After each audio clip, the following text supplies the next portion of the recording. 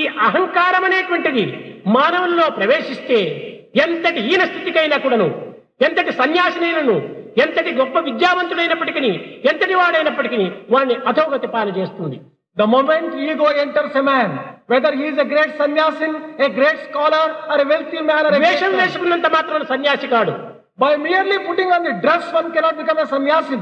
ఆ విధంగా సన్యాసిత్వాన్ని మనం విశ్వసించినట్టయితే రావణుడు కూడా మోసపు సన్యాసం వేసుకుని సీతను అపహరించాడు. If we really believe that the dress is a sign of true sannyasin, Ravana wore the dress once, and he could also be called a అర్జునుడు sannyasin. కూడా తనకు ఆవరించినటువంటి యుద్ధమును మానుకునే నిమిత్తమై ప్రహ్లాద ఒక విధమైన ప్రమేళ దగ్గరికి సన్యాసి వేషంతో వెళ్ళాడు.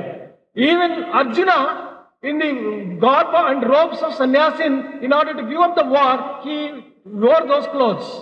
కేవలము దేహముతో కాదు సన్యాసము. It is not, one should not become sannyasin only గుడ్డలతో కాదు సన్యాసము. not by dress either. గుణముతో సన్యాసి కావాలి. One should become a sannyasin by the qualities and attributes.